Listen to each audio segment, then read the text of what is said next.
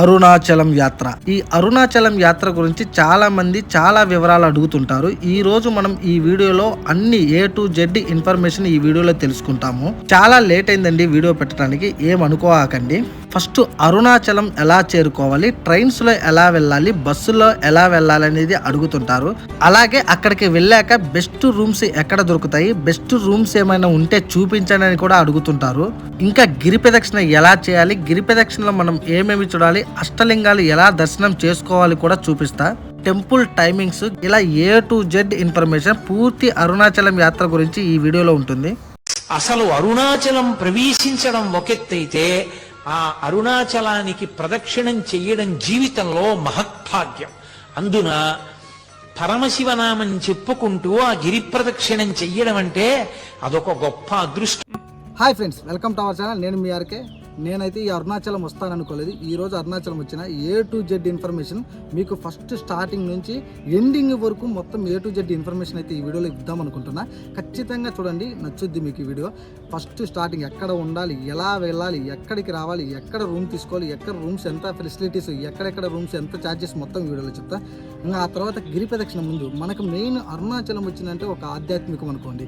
ఇక్కడ దేవుడు శివుడు మనకు మీకు తెలుసు కదా, కొండ మీద దేవుడు ఉద్భవించాల, ఒక కొండే దేవుడుగా శివయ్యగా ఉద్భవించరు. అరుణాచల గిరి ప్రదక్షిణ ఒక్కసారి చేస్తే మనం ఏకంగా శివుడి చుట్టూ ప్రదక్షిణ చేసినట్టే. అంత అద్భుతమైన ప్రదేశం. ఇక్కడికి వస్తే జీవప్రాప్తి ఎలాంటి అంటే ఏం చెప్పలేదు. బాడీ ఎంతో పాజిటివ్ ఎనర్జీతో ఎంతమంది వచ్చిరో, పెద్ద పెద్ద ఇప్పటి నుంచి కాదు, ఎప్పుడో పురాణాల నుంచి, అప్పటి నుంచి, యుగాల నుంచి ఈ టెంపుల్ అయితే ఇక్కడ ఉంది. ఈ దేవాలయం, ఈ శివుడి విగ్రహం గురించి మీకు ఎక్సలెంట్గా ఉంటుంది. ఈ గిరి ప్రదక్షిణ గురించి చాలా ఎక్సలెంట్గా అయితే మీకు చెప్తా. మనం అరుణాచలం వెళ్ళాలంటే ఒక పెద్ద టాస్క్ అండి. ఎందుకంటే మన తెలుగు రాష్ట్రాల నుంచి సరైన ట్రైన్స్ అయితే అవైలబుల్ లేవు. అంటే డైలీ తిరిగే ట్రైన్స్ అయితే ఉండవు. ఓన్లీ వారంలో ఒకరోజు మాత్రం తిరిగే ట్రైన్స్ అయితే అవైలబుల్ ఉన్నాయి. ఎక్కడి నుంచైనా, విజయవాడ, హైదరాబాద్ నుంచైనా, గుంటూరు నుంచైనా, విశాఖపట్నం నుంచైనా డైలీ మాత్రం అయితే ట్రైన్స్ అవైలబుల్ లేవు. ఓకే, నా ట్రైన్స్ లేవు, కానీ ఎలా వెళ్ళాలి అంటే నేను ఒక బెస్ట్ వే చెప్తా చూడండి. మీరు ఎక్కడి నుంచైనా, గుంటూరు అయినా, విజయవాడ అయినా, హైదరాబాద్ అయినా, విశాఖపట్నం నుంచైనా ఫస్ట్ అయితే మీరు తిరుపతి అయితే చేరుకోండి. ఎందుకంటే మిగతా ప్లేస్ తో పోల్చుకుంటే తిరుపతి నుంచి కొన్ని ఎక్కువ ట్రైన్స్ అయితే అవైలబుల్ ఉన్నాయి. డైలీ ఒక ట్రైన్ అయితే తిరుగుతుంది, విల్లుపురం ఇంటెన్సిటీ ఎక్స్ప్రెస్. అది తిరుపతి నుంచి రోజు మధ్యాహ్నం 1:30కి అయితే బయలుదేరుతుంది. ఇంకా కొన్ని ట్రైన్స్ అయితే తిరుపతి నుంచి అవైలబుల్గా ఉంటాయి. అవన్నీ వారానికి 3 రోజులు తిరుగుతాయి. నేను నిజంగా చెప్తున్నాను, మీరు ఒకసారి ట్రైన్స్ యాప్లో కూడా సెర్చ్ చేసి చూడండి, మీకు అవే ట్రైన్స్ అయితే చూపిస్తాయి. సరే, ఇదంతా ఇంకొద్దిగా బెస్ట్గా చెప్తా చూడండి. మీరు తిరుపతి నుంచి ఫస్ట్ కాట్పాడికి అయితే చేరుకోండి. ఎందుకంటే కాట్పాడి జంక్షన్ నుంచి నెంబర్ ఆఫ్ బస్సెస్ తిరువన్నమలైకి అవైలబుల్ ఉన్నాయి. తిరుపతి నుంచి కాట్పాడికి కూడా చాలా ట్రైన్స్ అయితే అవైలబుల్ ఉన్నాయి. అన్ని మెమో ట్రైన్స్ కూడా ఉన్నాయి, అలాగే డైలీ తిరిగే ట్రైన్స్ కూడా అవైలబుల్ ఉన్నాయి.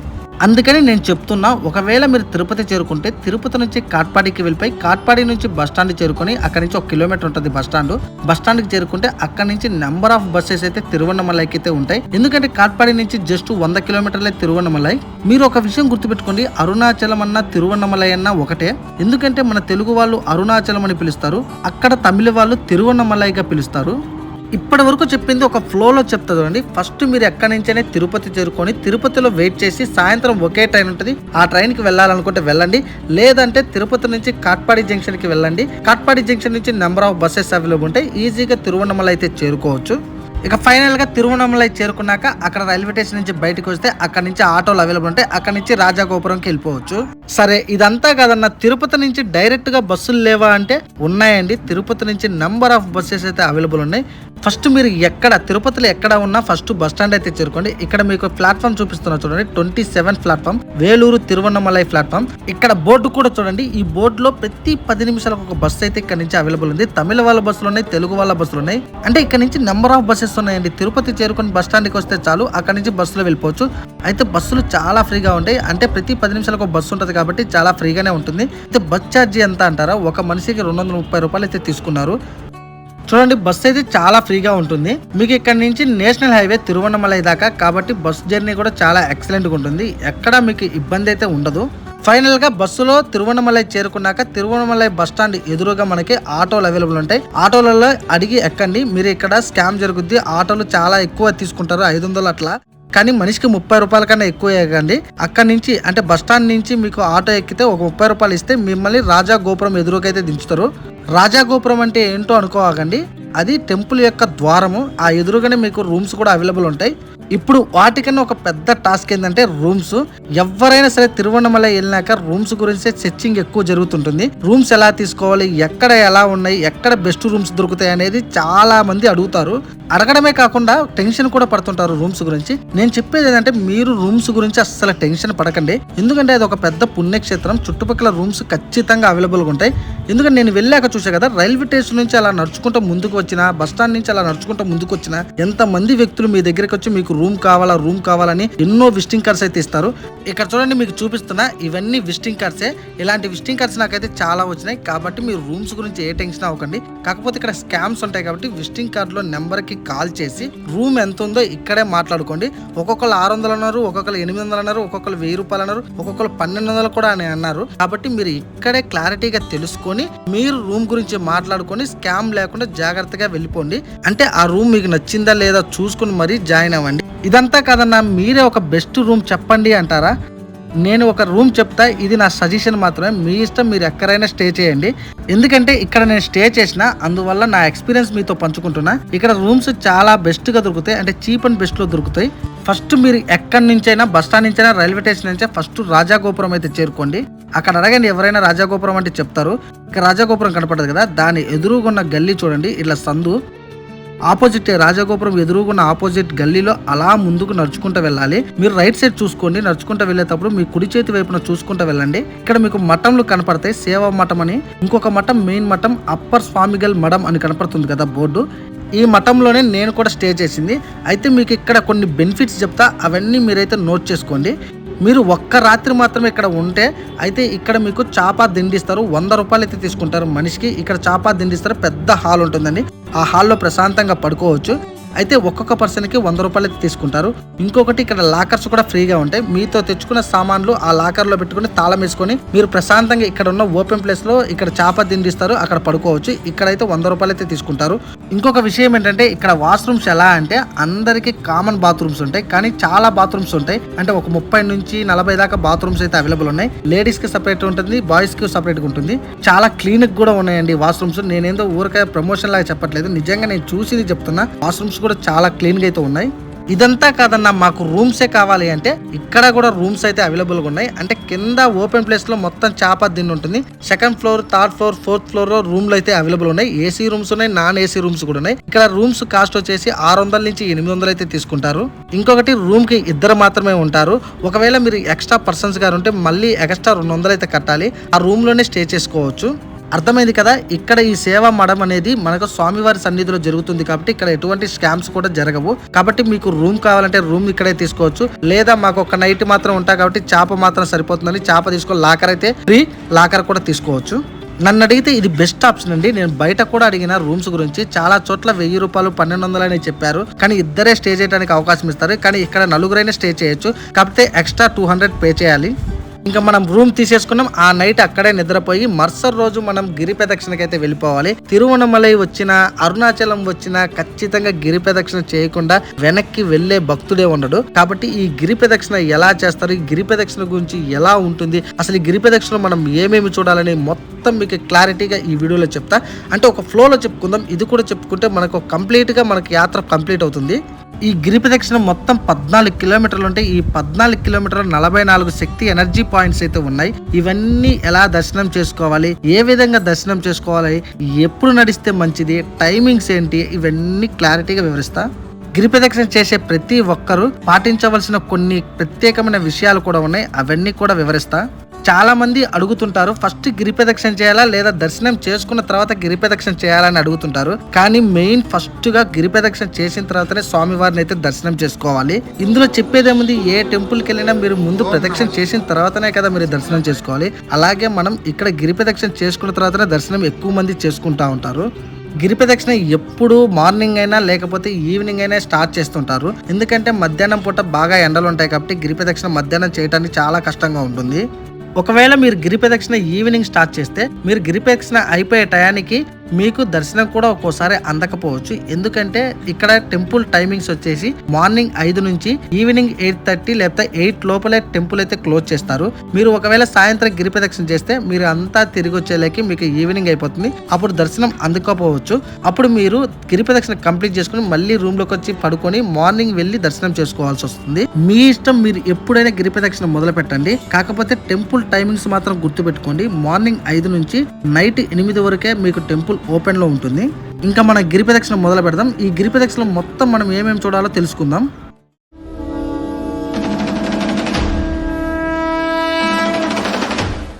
గిరి ప్రదక్షిణ ఎప్పుడైనా మొదలు పెట్టే ముందు కొన్ని విషయాలు తెలుసుకోవాలా. అవి తెలుసుకునే గిరి ప్రదక్షిణ ఎలా చేయాలి, ఏ విధంగా చేయాలని తెలుసుకున్న తర్వాత మనం ప్రదక్షిణ మొదలు పెట్టాలి.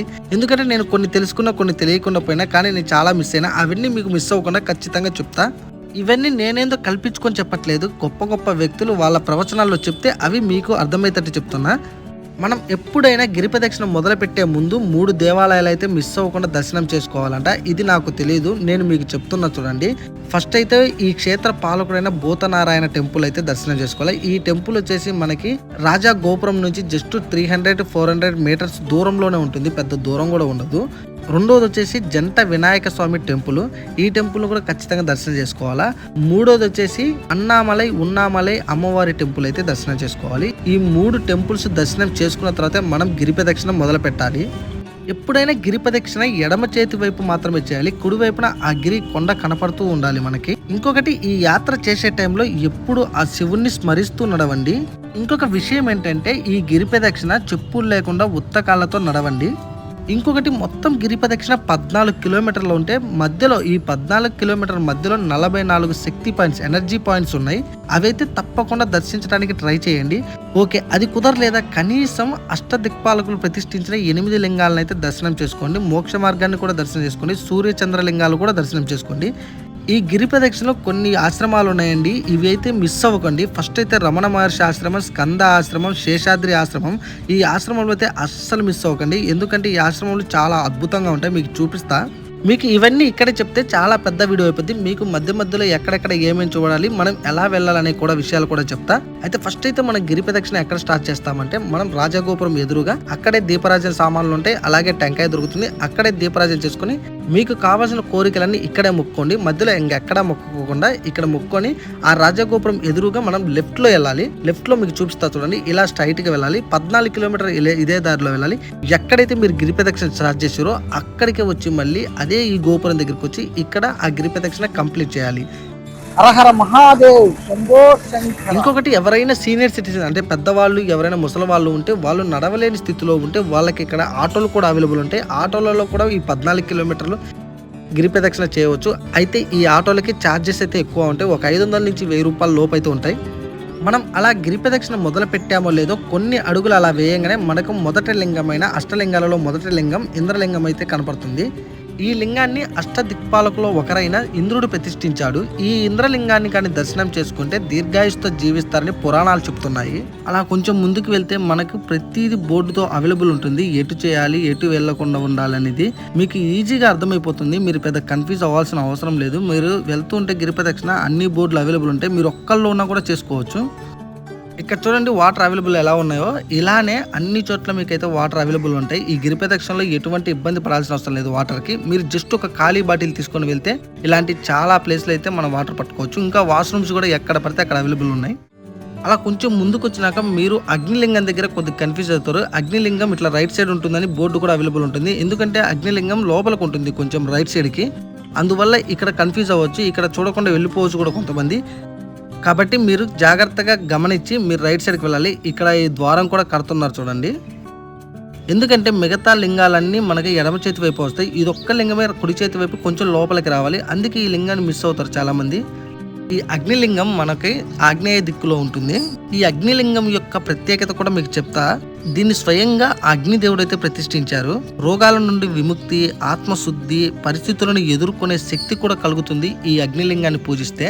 అలా ముందుకు రాగానే మనకి ఇక్కడ ఒక చిన్న అమ్మవారి టెంపుల్ అయితే కనపడుతుంది. ఇక్కడైతే చాలా హైలైట్గా ఉంది. నేను దగ్గరికి వెళ్ళాక చూసినాక అర్థమైంది. ఇక్కడ ఏంటంటే నిమ్మకాయలు పట్టుకొని ఆ నిమ్మకాయలు మన చుట్టూ దిష్టి తీసుకొని మనమే తొక్కేసి వెళ్ళిపోతా ఉంటారు. ఇక్కడ అంటే నరదిష్టి అలాంటి ఏమన్నా ఉంటే పోతాయని నమ్మకం. అలాగే వెహికల్స్ కూడా మనమే కాదు, వెహికల్స్ కూడా ఆ నిమ్మకాయలతో దిష్టి తీపిచ్చి వాటిని తొక్కిచ్చి పంపిస్తూ ఉంటారు. మీరు కూడా ఇక్కడికి వస్తే, మీరు ఒకవేళ ఇక్కడికి వస్తే మీరు మీ నిమ్మకాయ తీసుకొని మీ తల చుట్టూ ఇలా తిప్పుకొని 3 సార్లు కాలు కింద పెట్టుకొని తొక్కేసి వెళ్ళిపోండి. అలా ఇంకా కొంచెం ముందుకు వెళ్తే మనకి రైట్ సైడ్లో రమణ మహర్షి ఆశ్రమం కనపడుతుంది. ఇక్కడ నుంచి లోపలికి వెళ్ళాలి. మనకైతే ఫోన్ ఎలో ఉండదు, లోపల కూడా వాడనివ్వరు, చాలా సెక్యూరిటీగా ఉంది. ఒకప్పుడు అయితే లోపలికి వెళ్ళనిచ్చారు కానీ ఇప్పుడైతే వెళ్ళనిట్లే. కాకపోతే లోపలండి చాలా ఎక్సలెంట్గా ఉంటుంది, పీస్ఫుల్గా ఉంటుంది. నిజంగా చెప్తున్నానండి, చాలా పీస్ఫుల్గా ఉంటుంది. ఇక్కడ ధ్యానం చేస్తే చాలు. ఈ రమణ మహర్షిలో కూడా రూమ్స్ అయితే అవైలబుల్గా ఉంటాయి. కాకపోతే మీరు 2 నెలల ముందే అయితే బుక్ చేసుకోవాలి. ఇది మాత్రం ఖచ్చితంగా గుర్తుపెట్టుకోండి. ఇక్కడ వాళ్ళే ఫుడ్ కూడా ప్రొవైడ్ చేస్తారు మన రూమ్ బుక్ చేసుకుంటే. ఈ రమణ మహర్షి ఆశ్రమం నుంచి వెనక సైడ్ బ్యాక్ సైడ్ వెళ్తే మనకి ఇక్కడ నుంచి స్కంద ఆశ్రమంకి వెళ్ళే దారి కనపడుతుంది. మీకు ఇక్కడ టైమింగ్స్ కూడా ఉన్నాయి. 8:30 నుండి సాయంత్రం 4:30 వరకే ఓపెన్లో ఉంటుంది. స్కందాశ్రమం గురించి మీకు చెప్పాల్సిన అవసరం లేదు. పైకి వెళ్ళి చూస్తే మనకు అరుణాచలం మొత్తం కనపడుతుంది. వ్యూ పాయింట్ చూసిన తర్వాత కొంచెం ముందుకు వస్తే మనకు ఫైనల్గా స్కందాశ్రమం వస్తుంది. నేను వచ్చిన టైంలో ఓపెన్లో లేదు కాబట్టి నేను లోపలికి వెళ్ళలేకపోయినా, కానీ ఇక్కడ ధ్యానం చేస్తే చాలా మంచిదని అందరూ చెప్తుంటారు. స్కందాశ్రమం లోపలికి వెళ్ళి మెడిటేట్ చేసి అదే అక్కడ ఏదో ఆశ్రమం అయిపోయినాక కిందికి దిగొచ్చినాక లెఫ్ట్లో మళ్ళీ నడుచుకుంటూ వెళ్తుంటే నాకు ఇక్కడ బోర్డు అవైలబుల్ ఉంది. మీ అందరికీ తెలుసు ఈ బోర్డులో ఎక్కడెక్కడ ఏమేమి చూడాలో మొత్తం అయితే ఈ బోర్డులో అవైలబుల్ ఉంటాయి. మీరు కాసేపు ఈ బోర్డు ఫోటో తీసుకొని కూడా వెళ్ళిపోతూ మీరు అన్ని ప్లేస్లు అయితే చూడవచ్చు. ఇంకొంచెం అలా ముందుకు వెళ్ళగానే మనకు 3వ లింగమైన యమలింగం అయితే వస్తుంది. ఈ యమలింగాన్ని యమధర్మరాజు ప్రతిష్ఠించారు ఇక్కడ. ఈ లింగం మనకి దక్షిణ దిక్కు వైపు అయితే ఉంటుంది. ఈ లింగాన్ని కానీ పూజిస్తే ఆర్థిక ఇబ్బందులు తొలగుతాయని, ధర్మ మార్గంలో నడుస్తామని నమ్మకం అంటే నమ్మకం అనుకోకండి, ఇది పురాణాల్లో ఉంది, చరిత్ర కూడా చెప్తుంది. ఇక్కడ నేనేందో సింపుల్గా చెప్తున్నాను అనుకోకండి. ఇక్కడ దీపారాజన చేసే వాళ్ళు కూడా దీపారాజన చేస్తారు. యమలింగం లోపలికి ఫోన్స్ అయితే ఎలో లేవు, అందువల్ల మీకు లోపల చూపించలేకపోతున్నా. మీకు ఒకసారి ఆయన ఇమేజ్ చూపిస్తా, ఆ లింగం ఎలా ఉంటుందో అనేది ఫోటో చూపిస్తా, ఓకేనా. ఈ విధంగా అష్టదిక్పాలకులు మొత్తం 8 మంది కలిసి 8 లింగాలు ప్రతిష్ఠిస్తే ఇది 3వ లింగం. మనకి అరుణాచల కొండ చుట్టూ కంచె ఏర్పరిచి లోపల జంతువులు బయటికి రాకుండా జంతువులను రక్షించడం కోసం ఇట్లా కంచె ఏర్పరిచి ఉంటారు. ఈ కంచె మట్టి ఎన్నో జింకలు కనపడతాయి మనకి. ఈ జింకలకు ఫీడింగ్ అంటే ఫుడ్ మాత్రం పెట్టకండి అని ఇక్కడ బోర్డు అవైలబుల్ ఉంటుంది. కానీ పెట్టేవాళ్ళు పెడుతుంటారు, కాదనట్లేదు. మనము ఈ భూమి మీద బతుకుతున్నాం, అవి కూడా బతకాలి కదా. కాబట్టి ఇది ఒక ఉద్యానవనంగా ఏర్పరిచి వాటికి కూడా ఎటువంటి ఇబ్బంది కలగకుండా, అంటే ఎటువంటి ప్రాణహాని కలగకుండా ఇలా పెంచుతారు జంతువుల్ని. ఏం తింటుంది?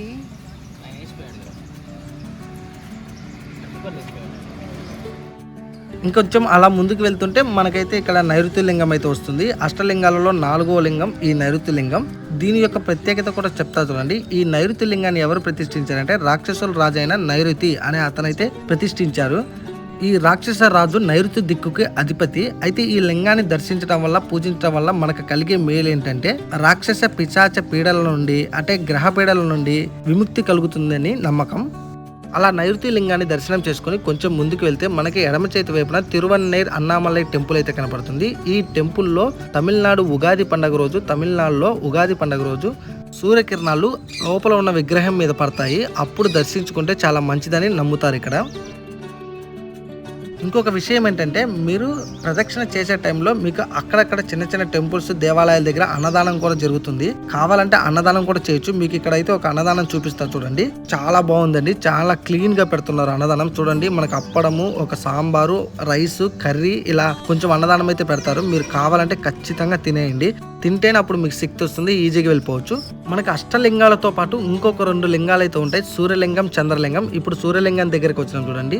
లోపలికి వెళ్ళి దర్శనం కూడా చేసుకోవచ్చు అటో ఇటో. ఇంకా అలా కొంచెం ముందుకు వెళ్తే మనకైతే వరుణలింగం వస్తుంది. అష్టలింగాలలో 5వ లింగం ఈ వరుణలింగం. అయితే ఈ లింగాన్ని ప్రతిష్ఠించింది వరుణదేవుడు. ఈ లింగ దర్శనం వల్ల మనకైతే అనారోగ్య సమస్యలు, నీటి నుంచి వచ్చే వ్యాధుల సమస్యలు కూడా తగ్గుతాయి. ఇక్కడ అభిషేకం చేసుకున్నాక అభిషేకం నీరు కూడా తీసుకుంటారు. మీరు ఎప్పుడు వస్తే మంచిది అనుకుంటున్నారు కదా, ఎప్పుడైనా రావచ్చు, ఏ రోజైనా ఈ గిరి ప్రదక్షిణ చేయొచ్చు. అయితే కార్తీక పౌర్ణమి రోజు పౌర్ణమి వస్తుంది, కార్తీక మాసంలో పౌర్ణమి. ఆ రోజు ఉండే భక్తులు నిజంగా ఇలా నడిచిపోవటానికి కూడా సందు ఉండదు, అంతమంది భక్తులు ఉంటారు. ఇంత ఫ్రీగా కూడా నడవలేరు. ఆ రోజు కొన్ని లక్షల మంది భక్తులు అయితే ఇక్కడికి వస్తుంటారు. చేతి వైపు కానీ చూస్తే ఆది అన్నామలై టెంపుల్ కనపడుతుంది. ఈ టెంపుల్ అయితే చాలా బాగుందండి. ఈ ఆది అన్నామలై టెంపుల్ యొక్క విశిష్టత ఏంటంటే ఇక్కడ లోపల ఉన్న శివలింగాన్ని బ్రహ్మదేవుడు ప్రతిష్ఠించారు. ఇంకొక విషయం ఏంటంటే ఇది అరుణాచలం టెంపుల్ కన్నా ముందుగా ఉన్న శివలింగం. ఇక అలా కొంచెం ముందుకు వెళ్తే మనకి 6వ లింగం, అష్టలింగాలలోన 6వ లింగం వాయులింగం అయితే వస్తుంది. ఈ వాయులింగాన్ని ప్రతిష్ఠించింది వాయుదేవుడు. ఈ లింగాన్ని కానీ దర్శనం చేసుకుంటే వాయువుల నుంచి అంటే ప్రాణవాయువు నుంచి ఎటువంటి సమస్యలు లేకుండా ఊపిరితిత్తుల సమస్యలు, గుండె సమస్యలు తగ్గుతాయని నమ్మకం. ఇంకా అలా కొంచెం ముందుకు వెళ్తే మనకి ఇక్కడ చంద్రలింగం కనపడుతుంది. ఇందాక చెప్పే కదా అష్టలింగాలలో 8 లింగాలు కాకుండా ఇంకా 2 లింగాలు ఉన్నాయని. ఒకటి సూర్యలింగం, రెండోది చంద్రలింగం. ఈ చంద్రలింగం ఇక్కడ చూడండి. కొంచెం అలా ముందుకు రాగానే మనకి ఇక్కడ అగస్త్యార్ ఆశ్రమం అయితే కనపడుతుంది. ఈ ఆశ్రమంలో ముందు వెంకట అభిరామ్ లింగం అయితే ఉంటుంది. చాలా పెద్దగా ఉందండి ఈ లింగం. ఇది చూడండి, శ్రీ వెంకట అభిరామ లింగం అయితే ఉంటుంది ఈ ఆశ్రమంలో. ఇదైతే ఈ లింగం చాలా పెద్దగా ఉంటుంది. ఈ టెంపుల్ కూడా చూడటానికి చాలా ఎక్సలెంట్ గా ఉంటుందండి. చుట్టూ శివలింగాలు కూడా ఉంటాయి, పైన గోపురం కూడా చాలా బాగుంటుంది, డిజైన్స్ కూడా భలే ఉంటాయి. అంటే మొత్తానికైతే ఈ టెంపుల్ భలే చూడొచ్చు. మీకు ఇక్కడ శివలింగాలు కూడా చూపిస్తా, చాలా శివలింగాలు అయితే ఉన్నాయి లోపల. చూస్తున్నారు కదా, మొత్తం 27 లింగాలు ఉంటాయి. 27 నక్షత్రాలకి ప్రతీక ఇవి. ఇంకా అలా ముందుకు సాగుతుంటే మనకి కుబేర లింగం అయితే వస్తుంది. ఈ కుబేర లింగం ఎన్నోదంటే అష్టలింగాల్లోని 7వ లింగం ఈ కుబేర లింగం. ఈ కుబేర లింగాన్ని అయితే ప్రతిష్ఠించింది కుబేరుడు. ఈ లింగాన్ని దర్శనం చేసుకోవటం వల్ల సంపద, జీవిత స్థితి మెరుగవుతుందని చరిత్ర, అలాగే భోగభాగ్యాలు సిద్ధిస్తాయని నమ్మకం. ఈ కుబేర లింగం కొంచెం లోపలికి ఉంటుందండి. ఈ లింగం కూడా చాలా బాగుంటుంది. చెప్పా కదా మీకు, ప్రతి లింగాన్ని ఒక టైప్ ఆఫ్ శిలతో అలాగే ప్రాణ ప్రతిష్ఠ చేసి మరీ ప్రతిష్ఠిస్తారు. ఆ ప్రాణ ప్రతిష్ఠ చేసిన ఆ శిల నుండి కొన్ని శక్తి ప్రవాహాలు బయటికి ఎప్పుడూ వెదజల్లుతూ ఉంటాయి. అందుకే ఎక్కడైనా ఏ దేవాలయంలో చూడండి, గర్భగుడి చాలా ప్రశాంతంగా ఎప్పుడు మండుతున్న అగ్నిగోళం లాగా ఉంటుంది. ఎందుకంటే నిరంతరం శక్తి ప్రవాహం వస్తూనే ఉంటుంది. అందువల్ల మనకు లోపల అంత వేడిగా ఉంటుంది. ఆ కుబేరలింగం అయిపోయిన తర్వాత కొంచెం ముందుకు మనం వెళ్తే ఇక్కడ అన్నిటికైనా ముఖ్యమైన విషయం మోక్ష మార్గం వస్తుంది.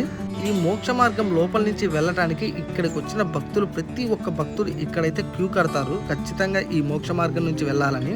ఈ మోక్ష మార్గంలో ఎంత లావుటి మనిషి అయినా ఆ చిన్న దారి నుంచి వెళ్ళిపోతారు ఈజీగా. ఎలాంటి మనిషి అయినా ట్రై చేయండి, చిన్నగా అట్టా ఇట్లా ట్రై చేసినా వెళ్ళిపోతారు. ఇది చూడండి, ఆమె చాలా లావు ఉంది కదా, కానీ ఈజీగా వెళ్ళిపోతుంది కాసేపటికి. ఈ మోక్ష మార్గం నుంచి అలా లోపలికి వెళ్ళి బయటికి వెళ్తే మనకు పాపాలు తొలగి మోక్షం ప్రాప్తిస్తుంది. అంటే ఇలా మనం దూరొస్తున్నాం కదా, ఇలా దూరొచ్చేటప్పుడు అటు ఇటు 2 యంత్రాలు ఉంటాయంట. ఆ యంత్రాల నుంచి వచ్చే శక్తి వల్ల మనకు అలసట తీరిపోతుంది. ఇంకొకటి, ఈ మోక్ష మార్గం నుంచి బయటికి రావటం వల్ల మోక్షం ప్రాప్తిస్తుందని, జన్మ జన్మలు మళ్ళీ పుట్టడం అనేది జరగదని చెప్తారు. ఇంకా కాళ్ళ నొప్పులు పోతాయంట. ఇప్పుడు దాకా పడ్డ కష్టం అంతా ఒకేసారి పోతుందని నమ్ముతుంటారు ఇక్కడ. ఇంకా అక్కడి నుంచి కొంచెం ముందుకు వస్తే నంది విగ్రహం వస్తుంది. ఈ విగ్రహాన్ని దాటి, ఈ సర్కిల్ దాటి కొంచెం ముందుకెళ్తే మెయిన్ రోడ్డు మీదకి వెళ్ళగాకండి, ఇక్కడ మీకు బోర్డు అవైలబుల్ ఉంటుంది, లెఫ్ట్ లో వెళ్ళండి. ఎందుకంటే ఈశాన్య లింగాన్ని దర్శనం చేసుకోవాలా. లాస్ట్ లింగం అంటే అష్టలింగాలలో ఉన్న 8వ లింగం ఈశాన్య లింగం. ఆ లింగాన్ని దర్శనం చేసుకోవాలంటే మీరు లెఫ్ట్ లో నడవండి, అంటే ఎడమ చేతి వైపు కొంచెం ముందుకు రండి. ఈ ఈశాన్య లింగం ఈశాన్య దిక్కునైతే ఉంటుంది. ఇంకా ఫైనల్గా మనం 8 లింగాల్లో ఈ ఒక్క లింగం దర్శనం చేసుకుంటే 8 లింగాల దర్శనం అయితే అయిపోతుంది. ఇదే లాస్ట్ లింగం. అయితే ఇక్కడ నిరంతరం దీపం వెలుగుతుంది. అయితే ఈ లింగ దర్శనాన్ని చేసుకోవటం వల్ల మనకి మానసికంగా మనశ్శాంతిగా ఉంటామని నమ్మకం. ఈశాన్య లింగం దర్శనం అయిపోయిన తర్వాత అక్కడి నుంచి ఒక 1 నుంచి 2 కిలోమీటర్ల దూరమే ఉంటుంది మనకి. ఎక్కడైతే ప్రదక్షిణ స్టార్ట్ చేసినామో అక్కడికే వెళ్ళి ఎండ్ చేయాలి, అక్కడికి వెళ్ళి అయిపోగొట్టాలి. అరుణ జ్యోతి ఈ కార్తీక మాసంలో కొండ గిరిపై చివరన అరుణ జ్యోతిని వెలిగిస్తారు. ఆ అరుణ జ్యోతిని దర్శించడానికి ఎంతమంది భక్తులు వస్తారంటే లెక్కలేనంత మంది జనం వస్తారు. అరుణ జ్యోతిని వెలిగించాలంటే ఆషామాషి కాదు, కొన్ని లారీల దూది ఆ పైకి మోసుకుంటూ వెళ్తారు. ఇంకొక టన్ను నెయ్యిని కూడా మోసుకుంటూ వెళ్ళి అక్కడ దీపం అయితే వెలిగిస్తారు. ఆ దీపము, ఆ జ్యోతి చుట్టుపక్కల 14 కిలోమీటర్ల మేర కనపడుతుంది. అది ఫైనల్గా అయితే గిరి ప్రదక్షిణ అయితే అయిపోయింది. ఎక్కడైతే మనం స్టార్ట్ చేస్తామో అక్కడికే వచ్చి కంప్లీట్ చేయాలి. మనం ఇప్పుడు చూడండి రాజగోపురం ఎదురుగా ఉన్నాం. ఇప్పుడు మనం ఈ గోపురం నుంచి లోపలికి వెళ్ళాలి. ఇక్కడ దర్శనం టికెట్లు వచ్చేసి మనకి ఫ్రీ దర్శనం ఉంటుంది. అలాగే 50 రూపాయల టికెట్ మాత్రమే ఉంది. అంతకన్నా ఎక్స్ట్రా టికెట్లు కూడా అవైలబుల్ అయితే లేవు. ఇక్కడ నుంచి లోపల నుంచి గోపురం లోపలికి వచ్చినాక మనం ఇక్కడ ఏమేమి చూడాలో అవన్నీ చూద్దాం. టెంపుల్ అయితే చాలా పెద్దగా ఉంటుందండి. మీరు ఎప్పుడైనా కొండ ఎక్కి చూడండి, చాలా విశాలంగా టెంపుల్ చాలా బాగా కనపడుతుంది. చాలా వీడియోస్ లో చూసే ఉంటారు మీకు టెంపుల్ ఎంత ఎక్సలెంట్ గా ఉంటుందో. అలా గోపురం నుంచి కొంచెం ముందుకు రాగానే మనకి ఇక్కడ చిన్న టెంపుల్ కనపడుతుంది. ఈ టెంపుల్ వచ్చేసి అరుణగిరికి మురుగన్ దర్శనం ఇచ్చిన పుణ్యక్షేత్రం అంటారు. ఇక్కడ చాలా మంది వెళ్ళి దర్శనం చేసుకుంటారు. మీరు కూడా దర్శనం చేసుకోండి. ఇది తమిళనాడు రాష్ట్రం కాబట్టి వాళ్ళ భాషలోనే అన్ని గుళ్ళ పేర్లు అయితే ఉంటాయి. కాకపోతే తమిళ్తో పాటు ఇంగ్లీష్ కూడా పెట్టుంటే బాగుండు. తెలుగు అంటే ఎక్స్పెక్ట్ చేయగానే తెలుగు అయితే ఉండదు. కొన్ని ప్లేస్లలో కొంచెం తెలుగు కూడా రాసి ఉంటుంది. ఇక మనం అక్కడ నుంచి ఇంకొంచెం ముందుకు వస్తే మనకైతే ఇక్కడ కోనేరు కనపడుతుంది. కోనేరు పక్కన ఒక చిన్న టెంపుల్ కనపడుతుంది. అక్కడ కూడా దర్శనం చేసుకోండి. ఇలాంటి కోనేరులు మొత్తం ఈ టెంపుల్లో 4-5 ఉన్నాయి. మళ్ళీ అక్కడి నుంచి పక్కనే కోనేరు పక్కనే మనకి పాతాళ శివలింగం అని ఒక శివలింగం అయితే పాతాళంలో ఉంటుంది. ఇక్కడ చాలా మంది వెళ్ళి దర్శనం చేసుకుంటా ఉంటారు. లోపలికి గర్భగుడిలోకి ఫోన్ ఎలా ఉండదు. మీకు అక్కడ పాతాళంలోకి ఎలా వెళ్తుండ్రు అనేది చూపిస్తా, అంత మాత్రమే చూపిస్తా. చూడండి, ఇక్కడ భక్తులందరూ లోపలికి వెళ్ళి లోపల ఉన్న పాతాళ శివలింగాన్ని దర్శనం చేసుకుని పైకి వస్తుంటారు. ఓకే, ఈ దర్శనం అయిపోయిన తర్వాత అక్కడి నుంచి ఇంకొంచెం ముందుకెళ్తే మనకు పెద్ద నంది విగ్రహం కనపడుతుంది. ఇక్కడ రాసి ఉంటుంది కూడా పెద్ద నంది అని.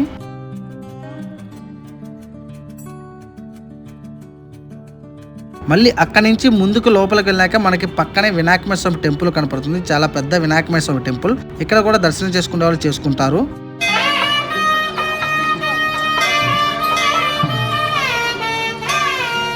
ఇలా చాలా గోపురాలు దాటుకుంటూ లోపలికి వెళ్తేనే మనం అసలు దేవుడి గుడి దగ్గరికి వెళ్తాం. ఎందుకంటే చాలా పెద్దగా ఉంటుంది టెంపుల్. ఇగో చెప్పా కదా, చాలా కోనేరులు ఉన్నాయి. ఇక్కడ ఒక కోనేరు ఉంది, ఇక్కడ కూడా కోనేరు చూడండి. ఆ కోనేరు పక్కన మనకి ఇక్కడ నమూనా పటం ఉంటుంది. అంటే అరుణాచలం మొత్తం పుణ్యక్షేత్రం ఎలా ఉండేది అనేది ఇక్కడ నమూనాలో ఉంది చూడండి. అరుణాచలం మొత్తం ఎలా ఉండేది మొత్తం. ఇంకా అక్కడి నుంచి లోపలికైతే వెళ్ళిపోతాం. లోపల అక్కడక్కడ మాత్రమే సెల్ ఫోన్ అయితే యూజ్ చేసిన, ఎందుకంటే గర్భగుడిలోకి ఫోన్ అయితే ఎలా ఉండదు. లోపల చాలా అగ్నిగుండం లాగా ఉంటుంది. మీరు చాలా ప్రవచనాల్లో వినే ఉంటారు. బయట చల్లగా ఉంటుంది, లోపల గుడి లోపలికి వెళ్ళినాక అరుణాచలం చాలా అగ్నిగుండంగా మండుతూ ఉంటుందని, ఎప్పుడు వేడి వెదజల్లుతుందని. ఎందుకంటే అక్కడ లోపల ఉంది అగ్నిలింగం. ఆ లింగం నుంచి వచ్చే అతీతమైన శక్తి ప్రవాహం మనకు వేడిగా అనిపిస్తుంది.